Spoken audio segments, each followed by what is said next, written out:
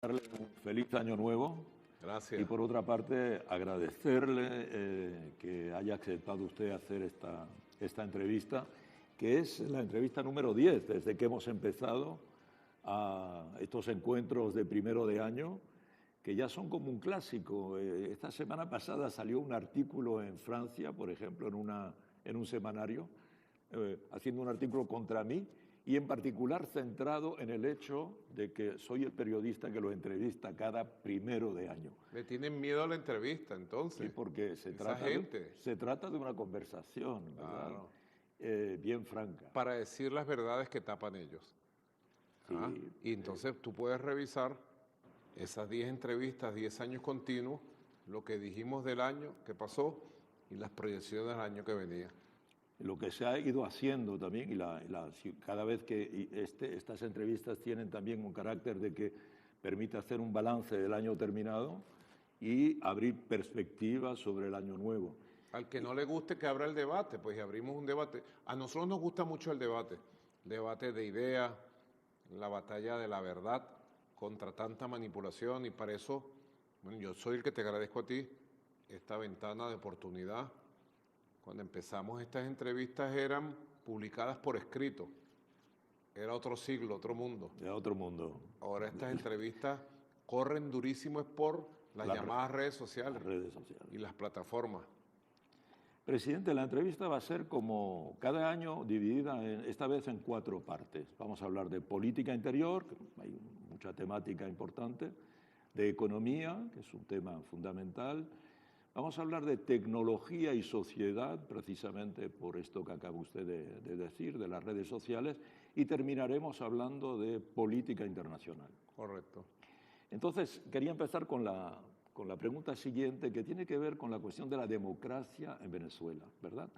Venezuela, el año 24, el año que acaba de terminar, ha sido un año muy electoral. Ha habido las elecciones presidenciales, el 28 de julio hubo el referéndum sobre la Guyana Esequiba, hubo también la consulta popular del 25 de agosto sobre los presupuestos participativos, hubo la elección de los jueces de paz, y también este año que empieza va a haber elecciones locales, regionales, va a haber toda una serie de elecciones también parlamentarias.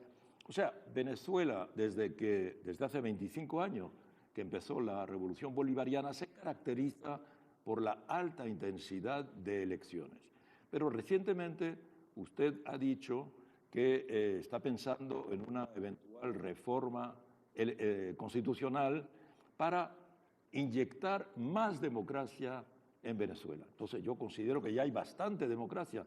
¿Qué es lo que estima usted que es necesario añadirle a la democracia venezolana? Bueno, son varios temas. En primer lugar, el balance que tenemos ahora que la Constitución cumplió 25 años, el 15 de diciembre pasado, es muy auspicioso, muy positivo, porque a pesar de tantas conspiraciones, de tantos intentos de golpes de Estado, del golpe de Estado que pudimos revertir en abril 2002, de la guerra económica en distintas fases, de la guerra psicológica, cognitiva, de la guerra política, nacional, internacional, nosotros hemos podido ver el reverdecer de la propuesta principal de la Constituyente de 1999.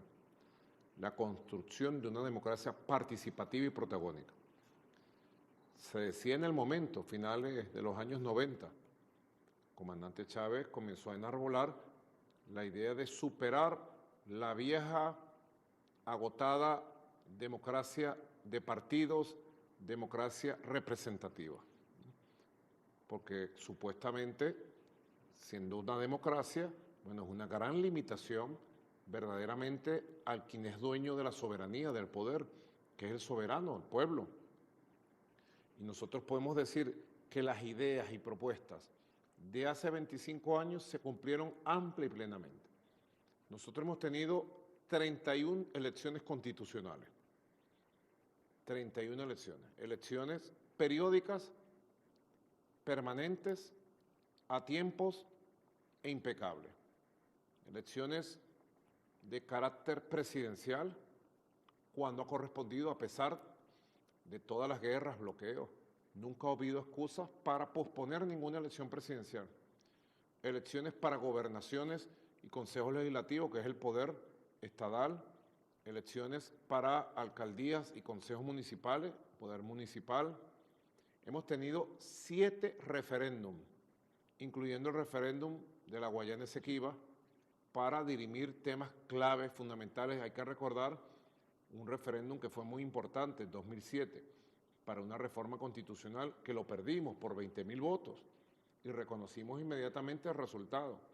Hay que recordar el referéndum de febrero 2009 para hacer una enmienda a la Constitución, porque en Venezuela no se puede cambiar ni una coma, ni un punto, ni una palabra a la Constitución sin llevarlo a referéndum. Eso es un mandato constituyente y un derecho constitucional del pueblo.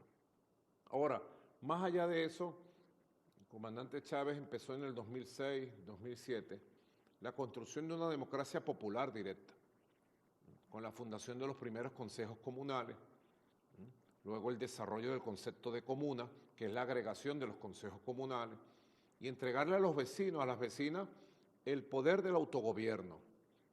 Nosotros hemos retomado con mucha fuerza la idea de la democracia directa, de la democracia vecinal, comunitaria, en este caso la construcción de lo que dice nuestro pueblo, de un nuevo Estado comunal, de un nuevo Estado moderno, dentro de la idea de la modernidad socialista bolivariana del siglo XXI, no dentro de la idea de la modernidad fracasada del mundo occidental, ¿no? Ni de la posmodernidad, que fue una crítica a la modernidad. En este caso, estamos tratando de construir un nuevo concepto a partir de la Constitución del 99. Y los resultados han sido y son extraordinarios.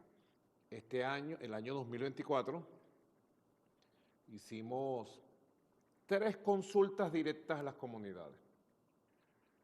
2 consultas para proyectos, para entrega de presupuesto, para proyectos comunitarios decididos, definidos, planificados y votados y aprobados por el voto popular, directo, secreto, amplio, mayoritario.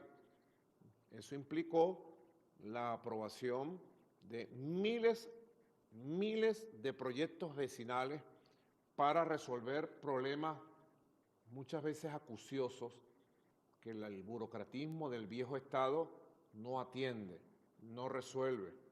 Yo fui testigo en una región llamada Guatire, Araira, aquí en el estado Miranda, de un proyecto de un muro de contención para una vía principal de acceso a un área productiva, en la ruta de la Mandarina, y cómo le estuvieron pidiendo al alcalde de allí durante años el muro de contención porque se le iba a caer toda la vía de acceso, y no le dieron respuesta jamás.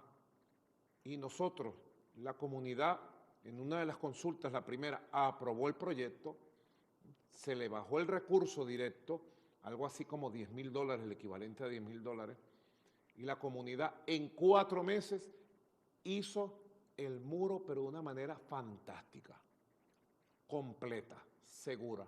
Y le sobró dinero para recuperar un ambulatorio y recuperar una escuela, lo cual te demuestra que la democracia directa, la democracia vecinal, con la participación, el ojo del pueblo, es infinitamente superior, mucho más eficiente que el viejo y vetusto Estado burgués desgastado que aún todavía tenemos por ahí, que es como una convivencia extraña entre ese viejo Estado que no termina de resolver los problemas en lo local y esa fuerza telúrica de un nuevo Estado que va surgiendo de las bases.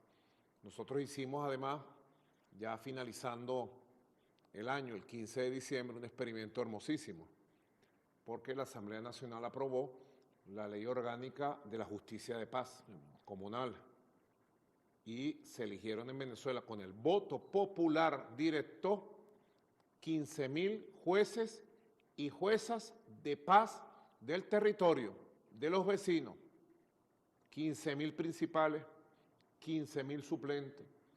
Esto no se dice en el mundo, porque en el mundo lo que le interesa es repetir que en Venezuela hay una dictadura que no hay democracia, y que la única democracia que existe es la democracia de ellos, del norte, del occidente, de este imperio colectivo degradado, descompuesto y ya en etapa final de decadencia, y no decir que aquí en el sur global, en Sudamérica, hay una experiencia que están haciendo hermosa de la democracia popular, la democracia directa, la democracia de los vecinos. Así que hemos tenido un tiempo maravilloso para comprobar que es posible construir otra forma de hacer política, que es posible, necesario y urgente para la humanidad plantearse nuevos modelos. Y a partir de allí, de ese debate, surgió entonces una propuesta muy poderosa, ha sido muy bien acogido por toda la sociedad venezolana, que a partir de enero 2025 avancemos hacia una reforma constitucional que democratice todo el Estado, que democratice toda la sociedad y que avance hacia un proceso de fortalecimiento de una nueva forma de hacer la política, de una nueva democracia. Para allá va dirigido, y además con un método dialogante, incluyente. Yo estoy conformando un equipo especial de, pudiéramos decir, expertos, asesores, consejeros. Tengo el ojo puesto en las formas de consulta al poder popular que tanto nosotros aplicamos permanentemente, y también un conjunto de asesores, consejeros internacionales que se han ofrecido para apoyarnos, y muy pronto, quizás en los traducir esto en ley, en cierta medida. Sí, porque la reforma constitucional, para hacerse valer, tiene que hacerse un proyecto primero. La reforma tiene que ir a la Asamblea Nacional, Poder Legislativo de Venezuela, el Parlamento, el único que existe en Venezuela, el Parlamento electo por el pueblo del 2020. Una vez que el Parlamento apruebe un proyecto, ese proyecto tiene que ir a la calle, al pueblo, al debate, al referéndum, y el que tiene la última palabra en Venezuela para aprobar una reforma, para cambiar la Constitución, es el soberano, es la democracia directa, es el pueblo. Señor presidente, el mundo entero en este momento está como a la expectativa de dos tomas de posesión que van a tener lugar en los próximos días. Por una parte, la del presidente electo de Estados Unidos, Donald Trump, en Washington, que será el 20 de enero próximo, y la de usted, que será dentro de unos días, el 10 de enero. La pregunta es, ¿cómo explica usted que para tantos observadores internacionales haya como el mismo interés entre la toma de posesión en la primera potencia del mundo y el cambio de mando, que en este caso no se produce porque usted ha sido reelegido, en Venezuela? ¿Qué tiene de particular Venezuela para ser el centro de atención mundial? Porque hay una disputa por el control y el dominio de Venezuela. Venezuela fue el centro de las luchas anticolonialistas, independentistas, de hace 200 años exactamente. Aquí nos acompañan, bueno, la espada, el sable libertador de Carabobo, con que el libertador Simón Bolívar dirigió el 24 de junio de 1821 la batalla victoriosa que echó al ejército imperial español de tierras de lo que hoy es Venezuela. Aquí nos acompaña la espada que le dio el pueblo de Lima, los pobres de Lima, los indígenas, los artesanos, para declarar a Bolívar su libertador, su salvador. Son dos espadas de una gran importancia simbólica de nuestra historia, de una gran significancia. Y también aquí tenemos una daga que perteneció al gran mariscal de Ayacucho, vencedor hace 200 años en Ayacucho, que terminó de echar a los ejércitos imperiales de Europa, de España, de este territorio, de Sudamérica. Todos estos símbolos, la pistola del libertador Antonio José de Sucre, bueno, marcan con mucha fuerza las luchas que hoy nosotros llevamos adelante. Hay que decir, presidente, que estamos en el despacho presidencial. Sí, este es el despacho número 1 del Palacio de Miraflores, que es una casa, la casa del pueblo. Y precisamente estos símbolos nos acompañan diariamente, permanentemente. Y es un recordatorio permanente, Ramón, de dónde venimos, de cuál es nuestro proyecto, de dónde viene toda la fuerza y la energía nuestra para el siglo XXI.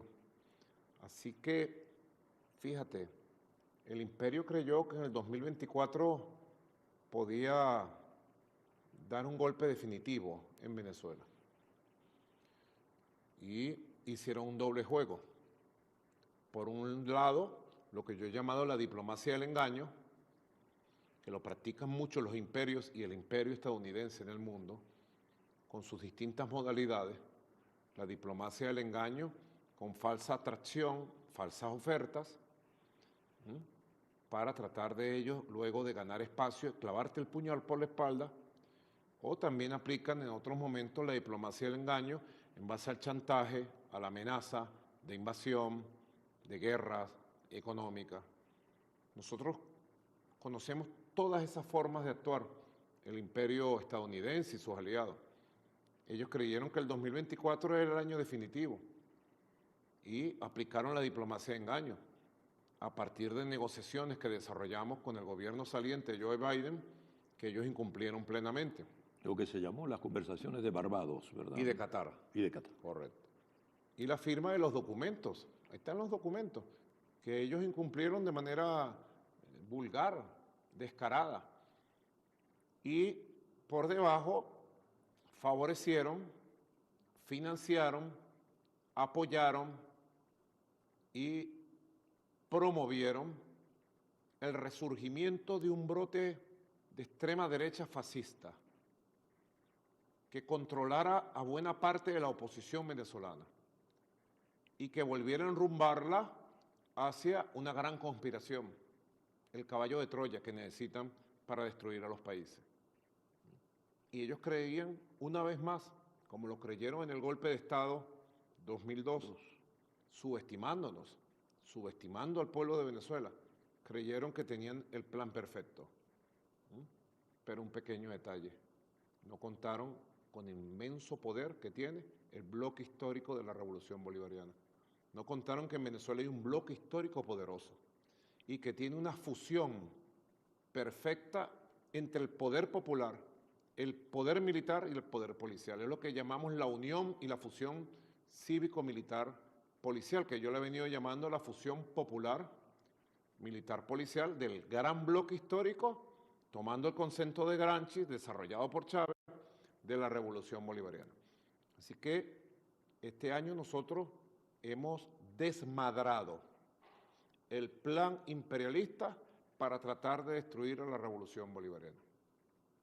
Y ellos mantienen su empeño obcecado, obsesionado, de desestabilizar a Venezuela. Y entonces tratan de convertir, así como convirtieron las elecciones presidenciales del 28 de julio en una elección mundial, y ahora con las redes sociales más todavía, la manipulación de las redes sociales. ¿Cuántas elecciones hubo en el 2024 en el mundo? Cientos de elecciones. Decenas, por lo menos. Decenas. Uno de los años más electorales de la historia. Pero hubo solo 2 elecciones. La de Venezuela, 28 de julio. Y Estados Unidos. Y Estados Unidos en noviembre. La convirtieron en una elección mundial. Ahora quieren que el 10 de enero sea una toma de posesión mundial. Tratando de hacer lo que no han logrado ni van a lograr, que es desestabilizar nuestra patria, desestabilizar nuestra democracia, descarrilar a Venezuela y tratar de llevarlo por los caminos del caos, la división, llevarlo por los caminos del enfrentamiento y con el caos, la división, la violencia, hacer un llamado a una intervención extranjera militar, que es el sueño último de esta idea descocada del fascismo venezolano, de la extrema derecha, de tratar de aplicar un método de máxima presión, violencia y destrucción de las fuerzas revolucionarias del chavismo. Sencillamente, Venezuela está en paz, calma, tranquila y segura de su destino, segura de su camino. Y así como hemos sabido desgajar, desmadrar, desmontar conspiraciones internas, caballos de Troya fascistas internos, presiones externas, conspiraciones, mercenarios, terroristas. Durante estos 25 años hemos tenido ya el aprendizaje y la capacidad para nosotros garantizarle al pueblo de Venezuela y a los pueblos del mundo que nos apoyan, que nos aman, que aman al pueblo de Venezuela, que Venezuela va a seguir su senda de independencia, paz y revolución. Ten la seguridad de eso. Como usted lo está diciendo, presidente, la campaña mediática contra Venezuela dura desde hace 25 años. Y esta campaña hemos visto cómo se intensificó a partir de la victoria electoral suya el 28 de julio pasado. En particular, los medios conservadores internacionales han modificado sin ningún pudor el relato de lo que pasó al día siguiente de las elecciones, lo que ocurrió el 29 de julio. O sea, cuando grupos armados organizados atacaron una serie de instituciones oficiales y provocaron una treintena de muertos. La versión que se ha dado en los medios internacionales que han difundido las redes sociales es que esas víctimas han sido causadas por las autoridades. Entonces, un poco el mundo al revés, como decía Eduardo Galeano. Usted ha reaccionado contra esas mentiras y ha lanzado, no solo ha relanzado el movimiento revolucionario, en particular con el bloque histórico, sino también con una gran ofensiva antifascista. Usted ha organizado, se ha organizado en Caracas una serie de congresos antifascistas, de movimientos antifascistas. El antifascismo internacional se ha dado cita ahora en Caracas en apoyo de la revolución bolivariana. Y yo quería preguntarle, por una parte, su opinión sobre esta nueva campaña internacional, aunque lo acaba de decir en cierta medida. ¿Y qué balance hace usted de estos congresos antifascistas que se están sucediendo en Caracas en estos últimos meses? Los congresos antifascistas de Venezuela han puesto en evidencia el inmenso apoyo que tenemos en todos los movimientos mundiales, anticolonialistas, antifascistas, progresistas, de izquierda, revolucionarios, en todos los movimientos humanistas. Aquí en Venezuela se ha venido a reunir gente de la inmensa diversidad civilizatoria de todos los continentes, de todos los países, que están buscando ¿qué? Una alternativa para que el mundo unipolar no vuelva, para que se acabe el hegemonismo, y además diciéndole a los dueños, a las empresas privadas, dueñas de las redes sociales, de los portales y grandes medios del mundo, hay otro mundo posible. Y el mundo de la realidad en Venezuela nosotros lo apoyamos, en primer lugar. En segundo lugar, el inmenso apoyo del pueblo de Venezuela a los congresos antifascistas. Yo fui testigo de varias experiencias donde, digamos, visitantes, delegados de movimientos sociales, de intelectuales, políticos del mundo, de Asia, de África, de Europa, de Estados Unidos, de América Latina y el Caribe, fueron a visitar las comunidades de distintos estados del país, pudieron circular por las calles de las distintas ciudades y pueblos y pudieron constatar en la calle el deseo del pueblo venezolano de tranquilidad, de estabilidad, de paz, de que se nos respete, de que nadie se meta en los asuntos internos de Venezuela, de que los imperios dejen quieto a Venezuela, de que esta es la patria de Bolívar. Así que, en segundo lugar, se pudo constatar el inmenso apoyo y admiración del pueblo de Venezuela a los congresos antifascistas. En tercer lugar, te puedo decir, en Venezuela se está decidiendo el futuro de los movimientos progresistas del mundo, de los movimientos revolucionarios del mundo. Y estoy convencido que ese mensaje, esa conciencia y esa alerta está en la mente de millones de hombres y mujeres, de todos los continentes, de todos los países, de todas las religiones, de todas las culturas, porque sabe que Venezuela tiene una voz muy poderosa para denunciar los crímenes mundiales, tiene una voz muy poderosa para denunciar la decadencia del mundo occidental, tiene una voz muy poderosa para hacer propuestas que permitan el acercamiento de los pueblos, de las civilizaciones, en función de nuevos modelos de desarrollo más igualitarios, que propugnen la mayor felicidad social, como era el planteamiento del libertador Simón Bolívar. Así que la gente estuvo observando, así como hay manipulación de las redes sociales, de los sicarios, mercenarios, que escriben artículos por aquí, por allá, en portales, en medios de comunicación. Ten la seguridad, porque lo estoy viendo y lo hemos constatado, que así como hay una inmensa manipulación, también hay una inmensa operación para defender la verdad de nuestro país. Y la gente sabe qué significó la conspiración para utilizar las elecciones del 28 de julio y llenar de violencia al país, dar un golpe de Estado con una intervención extranjera. La gente tiene conciencia del inmenso valor del esfuerzo del pueblo venezolano para en 48 horas restablecer la tranquilidad y la paz, para hacer justicia. Los órganos de justicia en Venezuela, el Ministerio Público, el sistema judicial, tú sabes que ha adelantado una investigación profunda, profesional, ajustada al derecho interno, inclusive ajustado a los cánones internacionales, para establecer a los responsables de los actos de violencia, de los crímenes de odio que se cometieron. Todas las personas asesinadas en los hechos violentos del brote fascista del 29 y 30 de julio, todas fueron víctimas de estos grupos llamados los comanditos, de estos grupos de delincuentes pagos, de estos grupos que salieron a las calles a quemar, a romper, porque pretendían, una vez más, no es la primera vez, pretendían con esta guarimba de esta versión año 2024 provocar una conmoción de tal magnitud que le diera la justificación a los gringos y a sus aliados de la derecha de tratar de meter fuerza militar en Venezuela y convertir a Venezuela en un área de combate, de conflicto.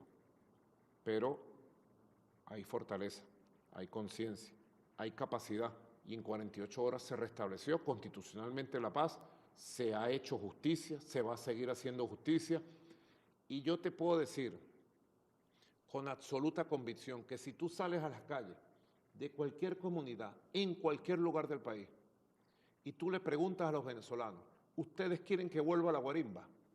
¿Ustedes quieren que vuelva la violencia? ¿Ustedes quieren que vuelvan los crímenes de odio, los ataques, la intolerancia?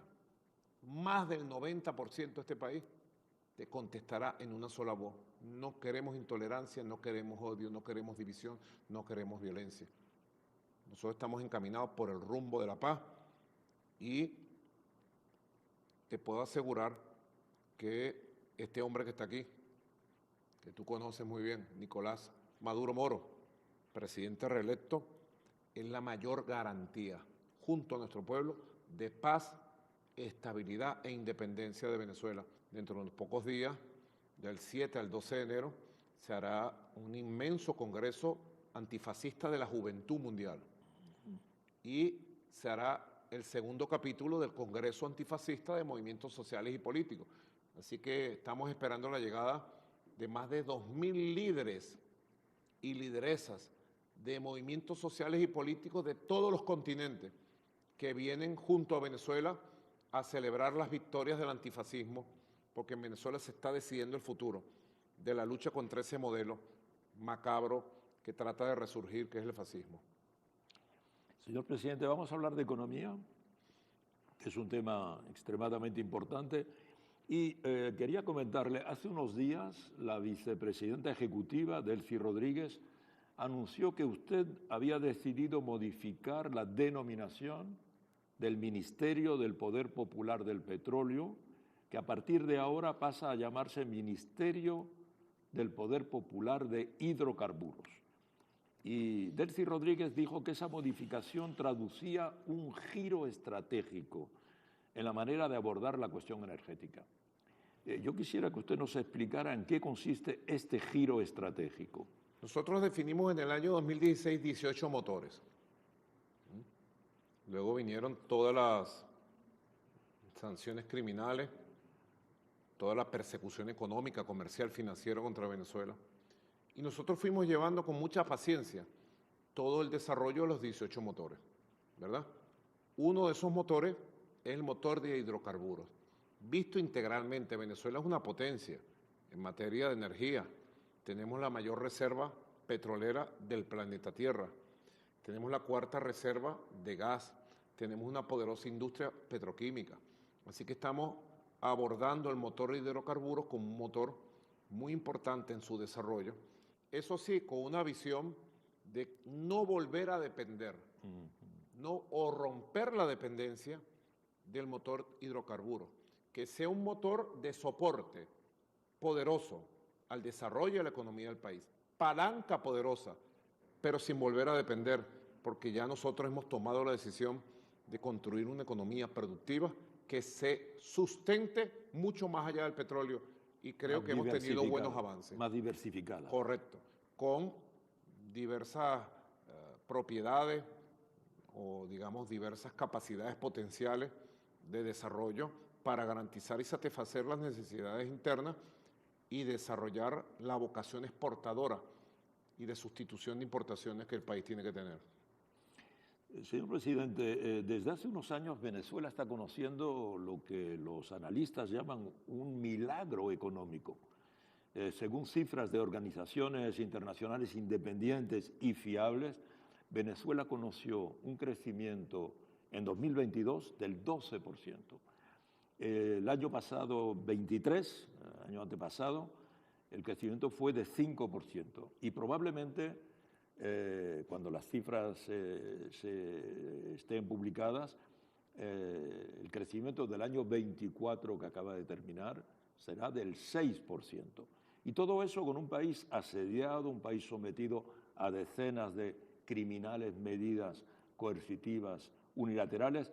Los analistas se preguntan, ¿cómo hacen ustedes? ¿Cuál es su receta? En primer lugar, tener un plan. Aquí tengo, mira, la síntesis. Este es mi documento de trabajo. Este es el documento mío. No te lo voy a mostrar. Aquí nosotros de manera permanente vamos siguiendo la estrategia económica. Lo primero fue establecer en el año 2016 con mucha claridad los motores reales para el desarrollo nacional. Lo segundo fue establecer la necesidad de construir equilibrios macroeconómicos propios de un esfuerzo productivo. Y lo tercero fue construir una estrategia de desarrollo que permitiera de manera autosustentable, con esfuerzo propio, siempre cito a Artigas, el gran libertador de la banda oriental del Uruguay. Cuando yo digo no esperemos nada sino de nosotros mismos, eso mira lo tengo aquí, pin, pin, pin, en la estrategia de desarrollo de cada sector de la economía nacional. Nos planteamos grandes objetivos, aquí los estamos ratificando. Un objetivo fundamental era producir los alimentos.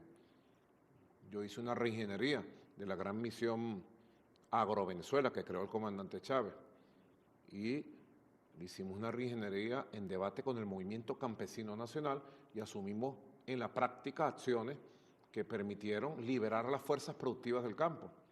Y Venezuela pasó de un 80% de dependencia de productos alimentarios del exterior. Teníamos 120 años comprando toda la comida en el exterior. ¿Por qué? Porque mira, la chequera petrolera. ¿Ah? Pasamos de un 80% de dependencia. Pasamos de un 80% de desabastecimiento en la calle a un 100% de abastecimiento de productos agroecológicos, de productos orgánicos, buscando respuestas con el movimiento productivo del campo, con el movimiento campesino, con el empresariado del campo. Es fundamental lo que es el desarrollo del campo, de la tierra, del alimento. Y hemos ido recuperando, bueno, la capacidad de la industria venezolana, que llegó a estar hasta en 8%. Venezuela tiene una industria importante en todos los sectores, con un buen nivel comandante Chávez hizo una buena inversión industrial en el país a través de sistemas crediticios, etcétera, etcétera. Y llegamos a tener el sistema industrial venezolano en un 8%. Este año globalmente estamos cerrando en 45%. Yo el próximo año le he planteado a la vicepresidenta, a la rectora de la Economía, Delcy Rodríguez, que tenemos que llegar al 70% para completar el ciclo de sustitución de importaciones, que es un ciclo necesario para romper el ciclo negativo de importaciones, de cosas que podemos producir aquí, producir todo aquí y fortalecer el nuevo ciclo de vocación exportadora que permite que entre, mira, platica, divisas convertibles para fortalecer el sistema cambiario de Venezuela, tener dinero para muchas otras cosas. Aquí yo tengo el plan, ¿ves? Todo esto lo voy a ir, ya yo planteé las 7 transformaciones. Las 7 transformaciones. Correcto. La primera de todas, la gran transformación económica de Venezuela.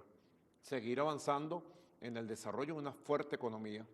Fíjate que hemos desarrollado un fuerte mercado interno. Ahorita tuvimos el 81% de crecimiento del comercio interno nacional en el último trimestre. Es lo que yo he calificado como un sobrecalentamiento del consumo interno, que te demuestra gran capacidad de compra y consumo de la población y te demuestra un alto nivel de abastecimiento por producción interna, pero también por importaciones. Entonces hay que buscar un equilibrio ahí, que no se importe tanto y que se produzca todo aquí. Eso es un elemento fundamental. Así que tenemos buenas cifras económicas. Tú hablabas del año 2022. 12% de crecimiento. Te corrijo, si me lo permite. Por favor. Fue el 15% el crecimiento del año 2022. Fue el primer año de crecimiento después de los misiles, de las sanciones criminales económicas. Cayeron los misiles, soportamos, resistimos, y el primer año de crecimiento de la economía real fue el 2022, 15%. El segundo año fue 2023. El año 2023 tuvimos el 5.5%. El 2024, de acuerdo a todos los datos científicos, estadísticos, técnicos, va a superar el 9% del crecimiento del Producto Interno Bruto, con un altísimo nivel de crecimiento de la economía real. Y también de la economía de los hidrocarburos, que nos vamos recuperando, Ramonet, con inversión propia, con tecnología propia y con el inmenso esfuerzo, sabiduría y preparación y capacitación de la clase obrera de los hidrocarburos venezolanos, con su conocimiento. Porque debe saber que seguimos nosotros sufriendo la persecución económica contra nuestra industria petrolera, nuestra industria gasífera. Así que hay buenos elementos. Estamos teniendo en el 2024 la inflación más baja en los últimos 20 años. Estamos teniendo en el 2024, hemos cerrado con 14 trimestres de crecimiento, así que es todo auspicioso para asumir 6 años, como vamos a asumir, de construcción de un modelo económico autosustentable, productivo, que abastezca al país, que desarrolle su vocación exportadora y que genere riquezas para recuperar todos los derechos sociales, laborales de nuestra clase obrera y nuestro pueblo. Señor presidente, en la continuidad de lo que acaba de decir, ahora que la situación económica está mejorando notablemente, ¿qué buenas medidas puede usted anunciar en esta época de fiestas para mejorar la vida cotidiana de los venezolanos y las venezolanas en el año 2025? Bueno, aquí tengo el plan. En primer lugar, consolidar la autosuficiencia alimentaria e integral del país, vital, y la vocación exportadora. Estamos teniendo grandes inversiones en el campo venezolano para avanzar en ese objetivo. En segundo lugar, consolidar la estabilidad del sistema cambiario venezolano y la lucha contra la inflación. Eso es vital para tener las mejores condiciones del desarrollo económico-social del país. Aquí hay un conjunto de elementos que están bien articulados, bien activados. Seguir garantizando las inversiones y la tecnología propia y con nuestros aliados del mundo para estabilizar el servicio eléctrico y seguir estabilizando los combustibles en el consumo interno, la recuperación de todo el sistema de refinación venezolano. Son elementos fundamentales dentro del plan. A nivel social, nosotros en el año 2023 yo creé la fórmula de la indexación del ingreso integral de los trabajadores. En el año 2024 lo profundizamos y lo llevamos hasta más allá de lo que podíamos, porque los ingresos dependen de los ingresos del país. Yo te podría decir, nosotros apenas hemos recuperado el 10% de los ingresos que el país tuvo. Y con eso tenemos nosotros que invertir y recuperar todo. Pero este año 2025 vamos a avanzar en fortalecer el concepto de indexación y de recuperación de los ingresos reales para ir creciendo en la misma medida que va creciendo la generación de riquezas nacional. También el plan para completar este año 2025 la recuperación del 100% de los establecimientos de salud del país, con plena garantía de funcionamiento, la tecnología. Hemos avanzado con las brigadas comunitarias militares, que ha sido un milagro, y también este año 2025 vamos a recuperar el 100% de escuelas y liceos de todo el país, con esta fórmula maravillosa, las bricomiles, trabajar en todas las direcciones. Lo que te decía, para mí tiene una gran importancia y lo pongo en las prioridades. Este año vamos a hacer 6 consultas para entregar recursos directos a las comunidades, 4 de esas consultas para proyectos comunitarios generales. Una de esas consultas, la quinta, para proyectos específicamente de la juventud y para la juventud. Y otra para proyectos de los cultores, cultoras y todo lo que tiene que ver en la gran misión Cultura, la gran misión Viva Venezuela, mi patria querida. Y la aplicación del nuevo presupuesto comunal, que ahí tiene una modalidad que la gente va a empezar a conocer. Yo creé el fondo presupuestario para proyectos comunitarios y ese fondo estimamos nosotros, proyectamos que va a tener el equivalente a 600 millones de dólares extra. Es el presupuesto de la nación, puesto directamente a las comunidades y ellos decidiendo sus prioridades. Eso va a tener un impacto inmenso en la calidad de vida en el territorio, en las comunidades. Y bueno, también vamos a avanzar, como iniciamos en el 2024, en el desarrollo de las grandes misiones de nueva generación.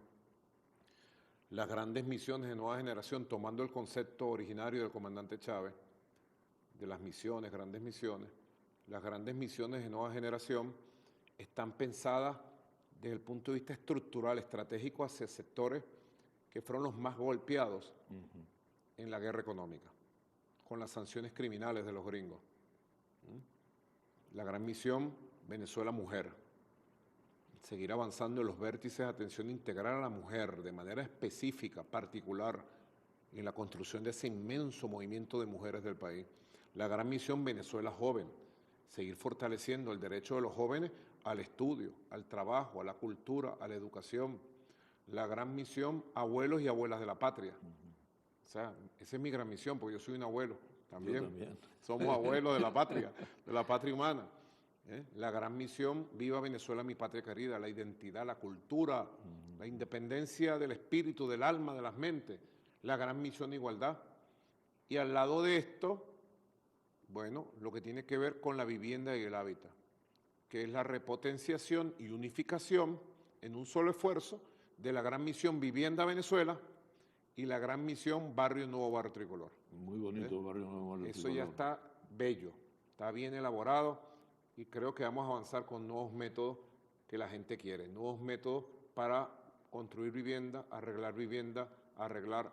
O sea, tenemos las prioridades muy claras, tenemos el plan, tenemos la voluntad, tenemos el apoyo del pueblo y creo que el año 2025 y estos años que van a transcurrir van a ser verdaderamente excepcionales, maravillosos. Presidente, vamos a pasar ahora a este tema de la tecnología y la sociedad. Correcto. Yo sé que a usted le interesa ¿Me muchísimo. aceptas un tecito? Malojillo con limón y jengibre. Sí, con ¿Sí? mucho placer. Muy bueno para la salud. Bueno. Absolutamente. Entonces, me gustaría abordar un tema que sé que a usted le interesa mucho, que es el tema de las redes sociales y de su influencia en nuestras sociedades. Recientemente, varios gobiernos han tomado medidas para limitar el acceso a las redes sociales. Por ejemplo, Albania decidió prohibir TikTok durante un año. Por ejemplo, Brasil decidió prohibir el acceso de los dispositivos electrónicos, los teléfonos inteligentes, en los establecimientos escolares. Y Australia ha decidido prohibir las redes sociales a todos los menores de 16 años. Entonces yo quisiera preguntarle si aquí en Venezuela, si su gobierno está pensando en adoptar alguna de estas medidas de precaución. Lo primero es que hay que entender el fenómeno mundial de las redes sociales y de cómo unas empresas privadas son dueñas del inmenso poder de comunicación que nunca antes nadie había tenido en la historia de la humanidad. De llegarle a través del teléfono a millones, miles de millones de hombres y mujeres del planeta Tierra.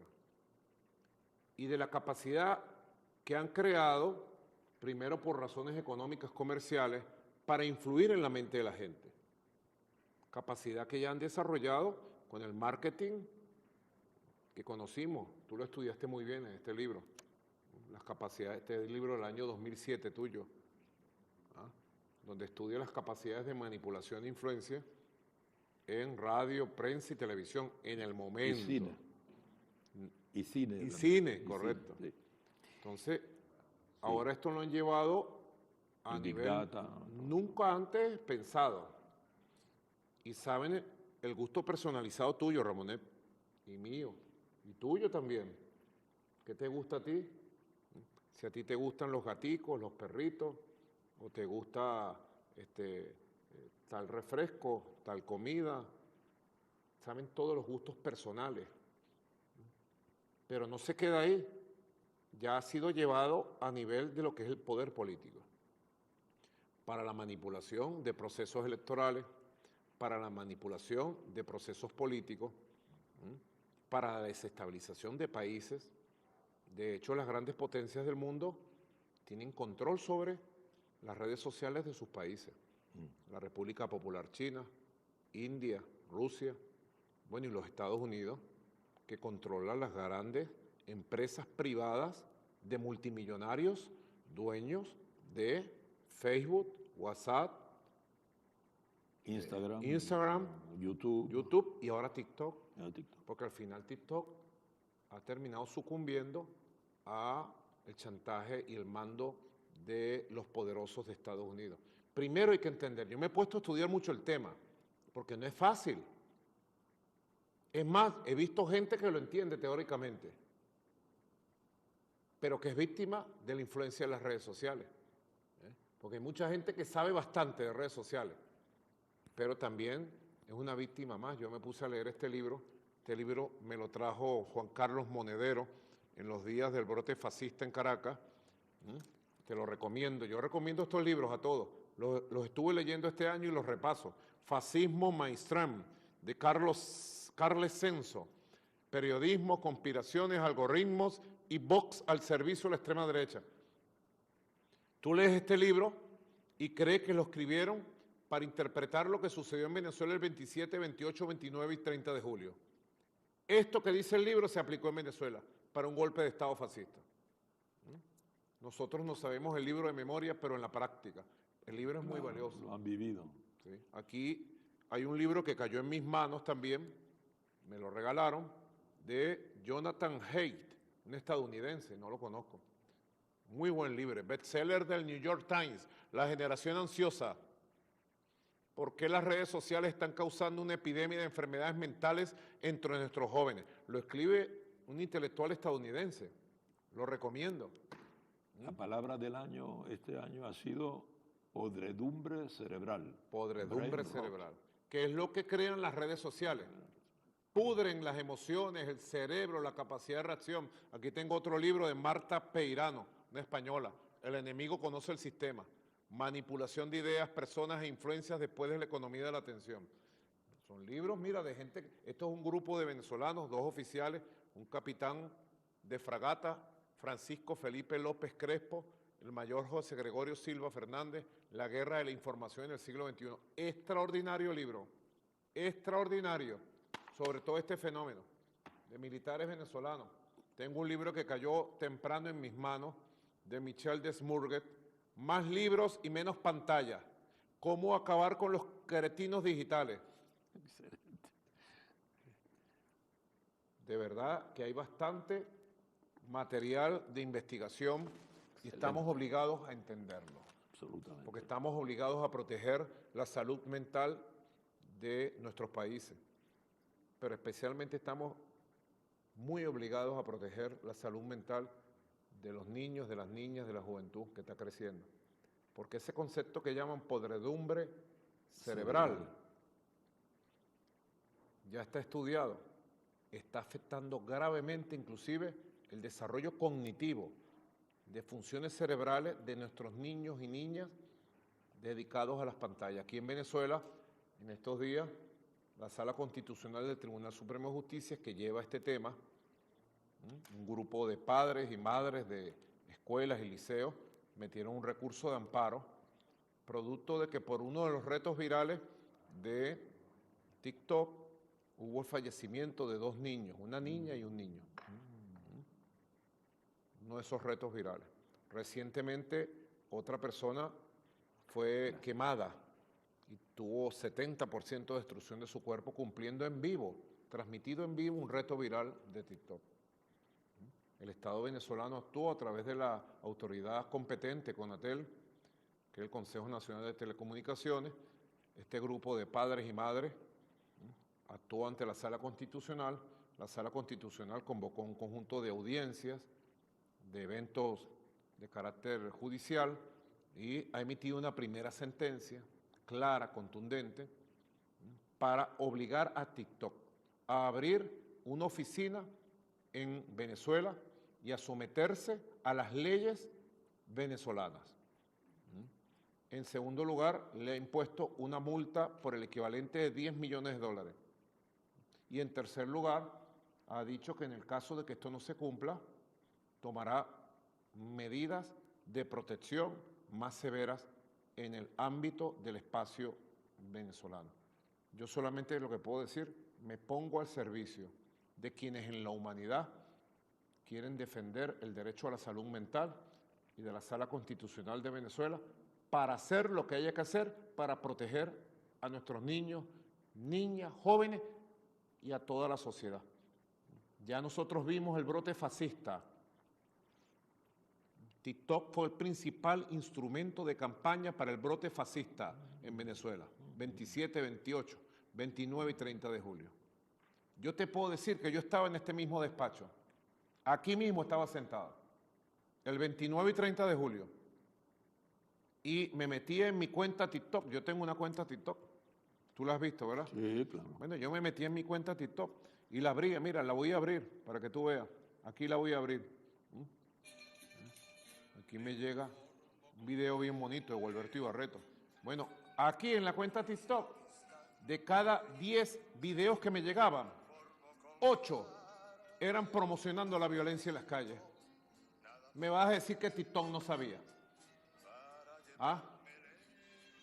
Me vas a decir, ellos utilizan lo que se llama censura selectiva. No. Ellos censuran a quienes les dan la gana, le quitan la cuenta, le quitan video.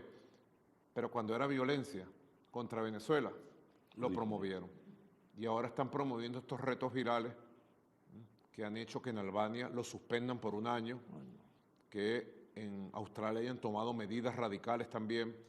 Y estoy seguro que en el año 2025 vamos a ver en el mundo cómo proliferan leyes y decisiones para proteger a los ciudadanos y ciudadanas de la infección de antivalores y de insalubridad mental que promueve no solo TikTok, sino muchas redes sociales. Señor presidente, en la misma perspectiva no es exactamente el tema, pero se desarrolla. Ahí llegó el té. Buen provecho. Muchas gracias.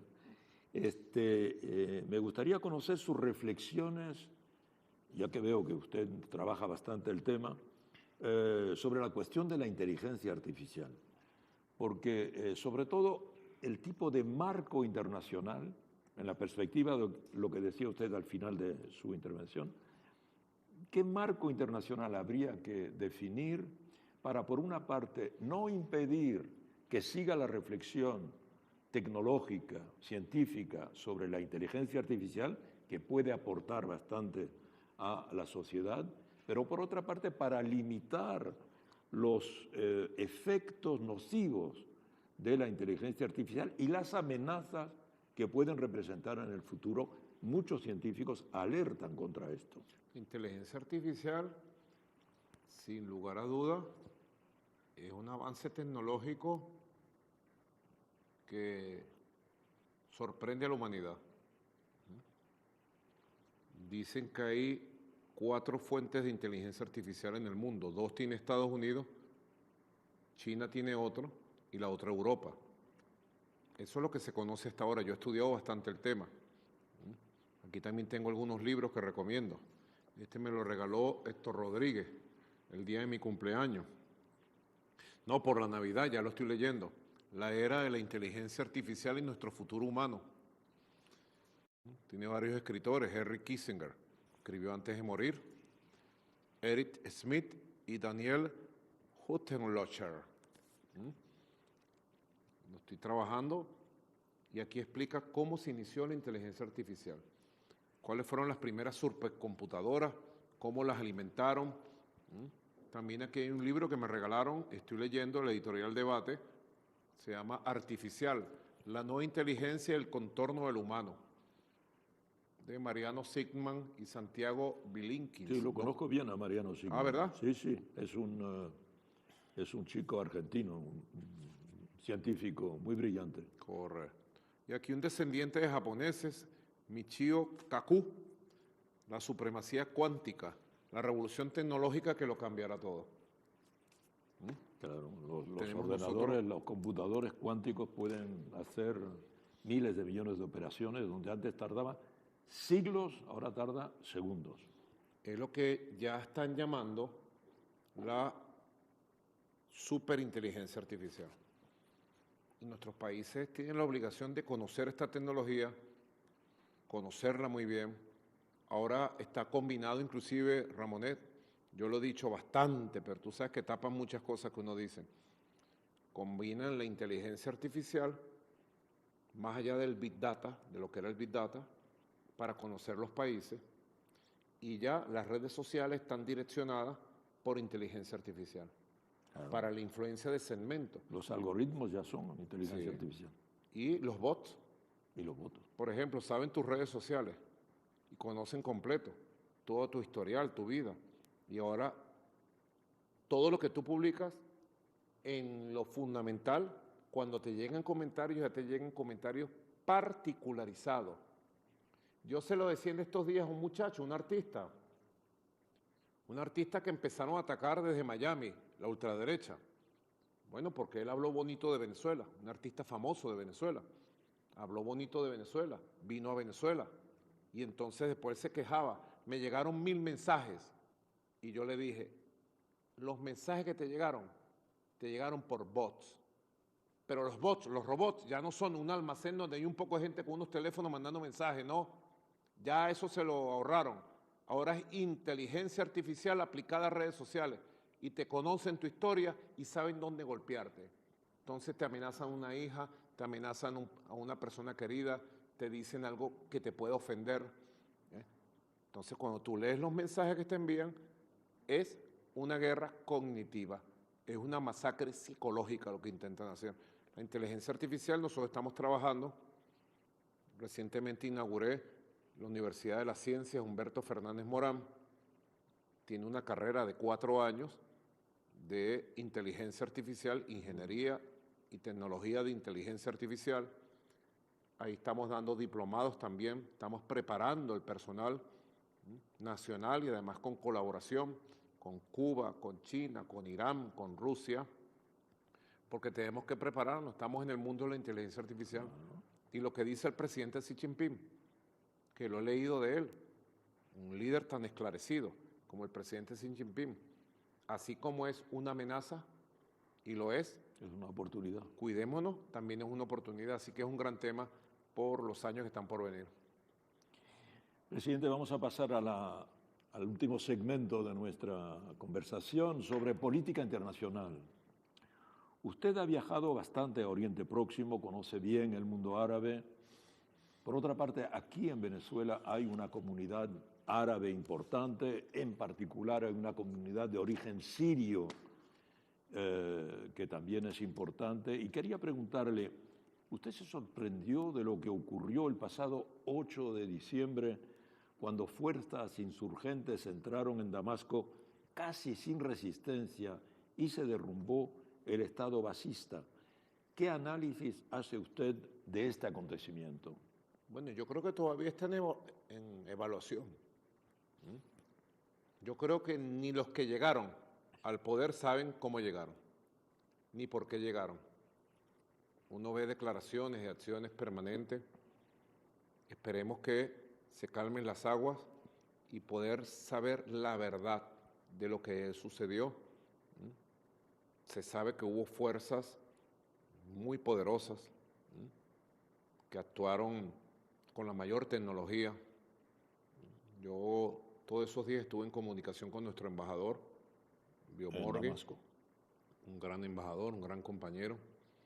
Estuvo allí hasta hace apenas unos días que salió de Damasco por las amenazas que hay de asesinato de diplomáticos todavía ya. Y estuve al tanto de todos los acontecimientos. A mí me llamó mucho la atención cómo tomaron las redes sociales y cómo el Estado sirio no tenía instrumentos para evitarlo y cómo lograron imponer el terrorismo digital, el terrorismo en redes sociales y paralizaron a la sociedad completa. Habría muchas formas de explicar lo que sucedió. Esperemos en su momento. Todo eso va dejando lecciones a los que luchamos por la libertad, por la independencia, por un mundo para nosotros, los hombres y mujeres del sur. Va dejando lecciones muy importantes de lo que es la consolidación de estados democráticos, profundos, con pueblo, con unión, la consolidación de fuerzas militares bien entrenadas, bien preparadas. Va dejando lecciones en lo que tiene que ver el manejo de las redes sociales. La sociedad siria es una sociedad compleja. En Venezuela tenemos una comunidad grande, que tenemos una amistad profunda, un gran respeto. El pueblo sirio es uno de los pueblos que tienen una de las civilizaciones originarias más. Allí nació la civilización, entre el Tigris y el Éufrates, en esa tierra maravillosa, entre lo que hoy es Irak, lo que hoy es Siria, Egipto, las maravillas del mundo, y al lado de todos ellos la cultura persa, y las tierras sagradas de Palestina, el Líbano, donde estuvo nuestro Señor Jesucristo. Tiene una historia maravillosa desde el punto de vista humano, civilizatorio, desde el punto de vista cultural, religioso, toda esa región. Nosotros lo que aspiramos es que esa región encuentre su propio camino y consolide su propio modelo, más temprano que tarde. Estoy seguro que eso va a suceder. Y los que hoy sacan cuentas de victorias pírricas se arrepentirán, porque ese pueblo sirio es un pueblo que conocemos y es maravilloso, y tiene una fuerza también telúrica, profunda, milenaria, y no van a poder someterlo ni dominar. Tú vas a ver. Señor presidente, hace unas semanas en Bakú, en Azerbaiyán, no lejos del Oriente Próximo, se clausuró la COP29, la Cumbre Mundial del Clima. Yo recuerdo que usted estuvo en una cumbre del clima en Copenhague. Una de las conclusiones de la Cumbre del Clima es que hay que reducir las emisiones de los gases de efecto invernadero y en particular las que emiten las energías carbonatadas, el petróleo, el gas y el carbón. Y la pregunta es, ¿cómo piensa Venezuela, que es un gran productor de hidrocarburos, como usted lo recordaba al instante, contribuir a ese efecto colectivo para tratar de disminuir la posibilidad del cambio climático? Aquí quienes tienen que contribuir son los países que más consumen. Estados Unidos, los países europeos, bueno, que han destruido el clima y que pretendieron desde Copenhague crear una especie de bonos de carbono, que fue una oferta engañosa, falsa, la diplomacia del engaño. Ofrecieron crear un fondo de bonos de carbono para ellos pagar la contaminación que ellos creaban allá en el norte a los países que no contaminamos. Venezuela no es un país que tiene una emisión de gases de efecto invernadero importante. Al contrario, toda la selva amazónica es productor de oxígeno. Sí. Y bueno, la humanidad tiene que comenzar a avanzar sin lugar a dudas hacia formas de energía no contaminantes. En eso nosotros estamos totalmente incorporados. Tenemos un conjunto de científicos en el más alto gobierno avanzando como país hacia formas descarbonizadas y producir toda nuestra energía eléctrica. Ahora producimos el 75% de nuestra energía eléctrica por fuentes hidrológicas. Hidráulica. Y ese porcentaje va a crecer en los años que están por venir. También estamos invirtiendo en energía solar, que llama fotovoltaica, y le pone un poco de nombre para que la gente no entienda. Energía provocada y producida por el sol, que es una energía ultra limpia. El panel solar que está avanzando tanto ahora y el panel solar que te produce la electricidad. Creo que la humanidad en este momento está en condiciones de avanzar a pasos agigantados hacia formas alternativas de producción energética no contaminante. Ya se ve. Recientemente estuvo nuestra vicepresidenta Delcy Rodríguez en China, en varias ciudades, y le mostraron una tecnología, Ramonet, que tú te quedas loco. De producción de energía. Sí. Y China ha avanzado, por ejemplo, en lo que son los vehículos. Ha avanzado en vehículos que se sostienen por energía solar directa. Ni siquiera hay que conectarlos para que consuman. Nosotros estamos ya haciendo una negociación con una de las empresas chinas de producción de vehículos eléctricos para ensamblar en Venezuela, producir vehículos eléctricos con energía solar. Hay cosas maravillosas que la tecnología permite. Y también es muy importante, yo lo explicaba a un grupo de jóvenes en estos días, lo que tiene que ver con la agricultura regenerativa, que están aplicando en algunos lugares en África, para recuperar zonas totalmente desiertas, totalmente áridas, en la misma medida que vayamos recuperando zonas boscosas, defendiéndolas, como el Amazonas, en la misma medida que vayamos regenerando zonas que ya están desertificadas, en la misma medida que vayamos fortaleciendo los microhábitats a partir de un proceso regenerativo verde, creo que se podrán equilibrar las cargas del inmenso daño que en 150 años el capitalismo depredador le hizo a ríos, bosques, mares y a todo el ambiente en general. Es una de las líneas prioritarias de acción nuestra. Señor presidente, el pasado 24 de noviembre en Uruguay, el candidato Yamandú Orsi del Frente Amplio ganó la segunda vuelta de las elecciones y por consiguiente la izquierda está regresando al poder en ese país. Con la izquierda en el poder en Uruguay, ya son 11 países de Latinoamérica gobernados por partidos de izquierda. Por otra parte, hace unos días también se cumplió el 20º aniversario del ALBA, ¿verdad? De este mecanismo de integración regional que había fundado el comandante Chávez y Fidel Castro. ¿Cómo ve usted hoy la cuestión de la integración regional? ¿Usted piensa que habiendo más gobiernos de izquierda en América Latina que desde hace mucho tiempo, el tema de la integración regional puede avanzar más rápidamente?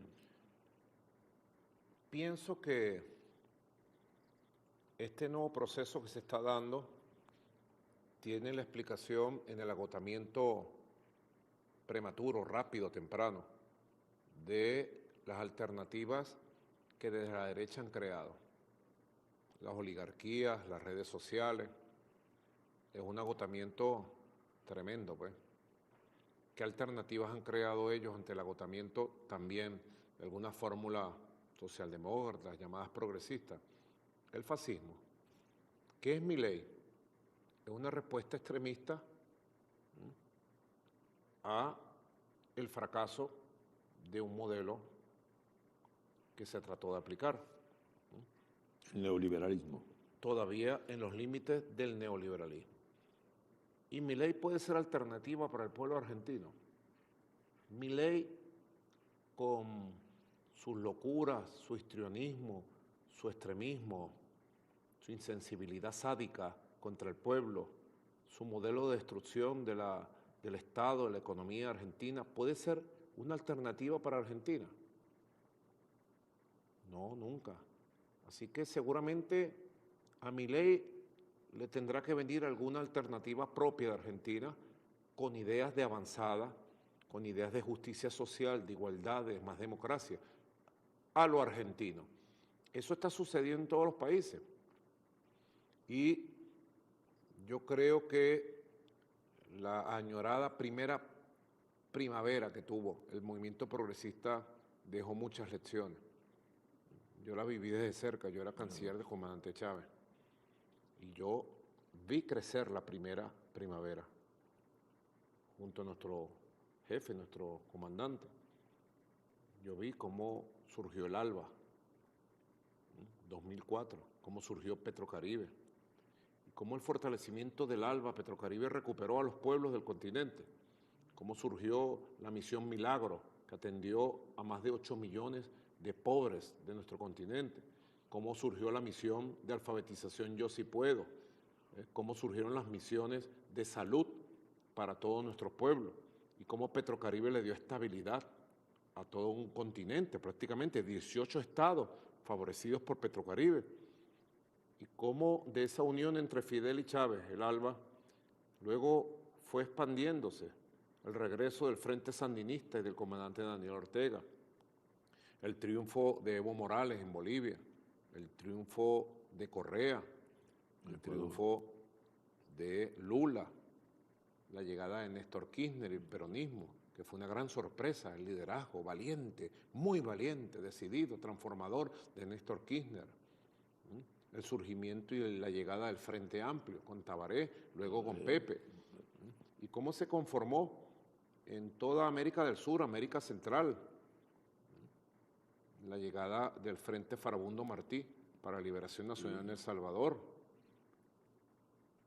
la unificación del presidente Emil Zelaya al ALBA, cómo se dio una primera primavera que tenía una característica central, la unión en la diversidad, el respeto entre todos los liderazgos y los proyectos nacionales.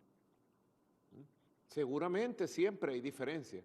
¿Cómo podemos ser todos iguales en el pensamiento político, en la doctrina? Pero se logró, bajo la conducción del comandante Chávez y los líderes del momento, un nivel de convivencia que permitió el nacimiento de UNASUR. Hay que recordar, porque lo recuerdo perfectamente, el 17 de abril del año 2007 en la isla de Margarita, cuando nace el concepto de UNASUR, hay que recordar que allí estaba Alan García, que en paz descanse, presidente de derecha en el Perú. Hay que recordar que en esa reunión de nacimiento de UNASUR estaba Álvaro Uribe Vélez, jefe paramilitar de la ultraderecha colombiana. La unión en la diversidad de los movimientos progresistas de izquierda y la unión en la diversidad de otras ideologías del continente. Y luego yo lo recuerdo perfectamente. Caracas, Venezuela, 2 y 3 de diciembre 2011, estaba el comandante Chávez ya enfermo, atendiéndose, y se fundó aquí la Comunidad de Estados Latinoamericanos y Caribeños, la CELAC, ya con los 33 estados de América Latina, desde México hasta la Patagonia y todo el Caribe, por primera vez unidos. Pudiéramos decir el gran sueño del Congreso anfictiónico del libertador Simón Bolívar. un gran sueño unitario. Así que saquemos lecciones de esa primera primavera para lo que está surgiendo ahora. Permita la tolerancia, el entendimiento y sobre todo comprender con profundidad que necesitamos unir a la América Latina caribeña para poder construir un bloque de fuerzas, una confederación de fuerzas, de países y de gobiernos que permita a nosotros transitar el resto del siglo XXI. Hay mucha intriga, Ramonet, palabra cierta, ¿ves? Hay mucha intriga para dividirnos y tratar de decir la izquierda buena y la izquierda mala, el progresismo bueno y el progresismo malo.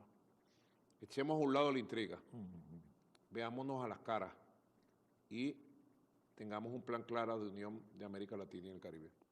Señor presidente, el presidente electo estadounidense Donald Trump ha anunciado hace unos días que nombraba a un ex embajador, el señor Richard Grenell, como enviado presidencial para misiones especiales y en particular le ha confiado el seguimiento de las relaciones con Venezuela. ¿Qué opinión le merece a usted esta iniciativa? Me parece que está bien. Yo he dicho, esperemos que el presidente electo de Estados Unidos, Donald Trump, llegue a la Casa Blanca. El 20 de enero. Y luego que llegue a la Casa Blanca, veremos pues. Si tú me preguntaras, ¿cuál es la política del bolivarianismo del siglo XXI? Nosotros, los bolivarianos del siglo XXI. ¿Cuál es la política que me enseñó a mí el comandante Chávez? ¿Y cuál es la política que yo he practicado con Estados Unidos? Te diría diálogo, respeto y entendimiento. Aquí de este lado, en esta silla presidencial, estará Nicolás Maduro Moro, con la experiencia de todos estos años y siempre listo a pasar la página para relaciones de respeto, de diálogo, de cooperación. Con el gobierno de los Estados Unidos, con la sociedad estadounidense y, bueno, todo el pueblo de Venezuela. Así que ojalá sea ese el rumbo, el destino de nuestras relaciones. Si el señor Grenell se presenta en Caracas, usted lo recibe. Bueno, esperemos que llegue primero Donald Trump a la Casa Blanca y después veremos. Está bien, presidente. Última pregunta, presidente. La situación internacional es muy preocupante hoy día, evidentemente. Ya hemos hablado de algunos de los temas. Se está cometiendo un genocidio de hace 15 meses y nadie hace nada. Las guerras se están multiplicando, no solo en Oriente Próximo, en el Líbano, en Siria, en Yemen, pero también en África, en Sudán, en el Sahel, el Congo. Las desigualdades, las migraciones, la cuestión del clima que hemos abordado aquí. El sentimiento general de la ciudadanía a través del mundo es que no hay autoridad internacional. El mundo funciona sin guía, sin modo de empleo. ¿Cree usted que hay razones para seguir creyendo en el sistema de Naciones Unidas y en las instituciones internacionales? Yo creo que estamos en una transición. La transición del mundo hegemónico, imperial, que ha durado siglos, pudiera decir milenios, pero particularmente el mundo que conocemos ahora es un mundo que surgió de la Segunda Guerra Mundial. Hubo un gran cambio en los años 90 porque la gran potencia, la Unión de Repúblicas Socialistas Soviéticas y el mundo del socialismo real, que no era socialismo ni real, no era nada, bueno, se desplomó. Ahora ha surgido una nueva correlación de fuerzas, donde hay grandes superpotencias. La superpotencia del siglo XXI se llama República Popular China. Otras superpotencias han surgido. La Federación Rusia es otra de las superpotencias.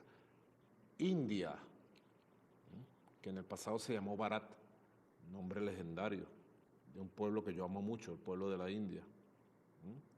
Son como las tres superpotencias más importantes y un conjunto de potencias intermedias de avanzada, como la República Islámica de Irán, Arabia Saudita, Emiratos Árabes Unidos, Turquía, República Sudafricana. sí, Sudáfrica, que son potencias intermedias en proceso de desarrollo. Y han surgido países y regiones independientes en África. África se habla que es el continente potencia del futuro, con su crecimiento económico que va a tener. Y a la vanguardia hay países importantes como Egipto, Túnez, Argelia, entre otros. Etiopía, Nigeria. Etiopía, Nigeria, todo el proceso de descolonización de las antiguas colonias francesas, el nuevo eje que está surgiendo. Y aquí en América Latina también tenemos, bueno, a Brasil, que es el país continente que está destinado, está condenado Brasil a ser la gran potencia suramericana y latinoamericana. México también, México, que tiene una excelente conductora. Tuvo un excelente conductor 6 años, el presidente López Obrador. Ahora tiene una excelente conductora, la presidenta Claudia Sheinbaum. Así que hay un reacomodo de las fuerzas mundiales, de la correlación de fuerzas. Y eso tiene su efecto en el organismo multilateral que tenemos, que es la ONU. La ONU está viviendo en este momento un proceso de agotamiento grave, vista la disputa de poder, porque los imperios occidentales han decidido a trocha y mocha utilizar su poder militar, su tecnología militar, para amenazar al mundo, para agredir al mundo y para tratar de crear conflictos en general. El conflicto que crearon Ucrania-Rusia, la masacre contra el pueblo palestino, que es una guerra de exterminio, como dijo el Papa Francisco, no es una guerra, es un genocidio. La masacre contra el pueblo del Líbano, ahora los bombardeos contra el pueblo de Siria, las amenazas latentes contra el pueblo de Irak, de Irán, de Jordania, de Yemen. Así que hay un reacomodo. Veamos qué va a surgir de esta etapa. Nosotros creemos en el derecho internacional, denunciamos cuando son utilizados mecanismos de la ONU para favorecer los intereses de Estados Unidos o del imperio occidental global, y estamos en una disputa, en una lucha, que nadie se canse. Estoy seguro que al final va a prevalecer los valores universales, el derecho internacional, y al final van a prevalecer los intereses de los pueblos del mundo. Pero particularmente, al final de este camino, va a prevalecer los derechos históricos, el legado histórico de los pueblos del sur global. Así que entendamos que estamos en una transición, en una pugna muy dura de poder. Abracémonos a las grandes causas que defienden nuestro pueblo, y desde Venezuela decimos, con Bolívar, avancemos hacia el equilibrio del mundo, donde nosotros podamos existir con nuestra identidad, con nuestro proyecto y nuestro orgullo de ser venezolanos, latinoamericanos y caribeños. Así que tenemos muchos elementos en el legado histórico para poder entender y agarrarnos al futuro que nos pertenece. Chávez decía, Ramonet, nos decía a nosotros, hace 30 años exactamente, lo recuerdo, por estos días de diciembre del año 94, estábamos elaborando ideas hacia el futuro, y él empezó a hablar del mundo multipolar. Y esa juventud, tan joven que éramos, nos sorprendíamos de su concepto, mundo multipolar. Y después le decía al pueblo, cuando salíamos a las calles, salíamos de barrio en barrio, de plaza en plaza con él, y él le decía al pueblo, nos han robado el siglo XX, nos robaron el siglo XIX, pero el siglo XXI será nuestro siglo, y será un siglo multipolar. Aquí estamos en plena batalla, es nuestro siglo, nadie nos los va a arrebatar, tengamos esa seguridad. Muchas gracias, señor presidente. Bueno. Y de nuevo, feliz año nuevo para usted, para el pueblo de Venezuela. Bueno, felicidades. Y hasta el año próximo, nos decimos entonces, tiene usted la bondad de volver a recibirnos. Seguro, aquí siempre a la orden. Y saludo a todos los que por redes y medios nos ven, aquí en Venezuela siempre, en batalla y en victoria. Muchas gracias. Gracias.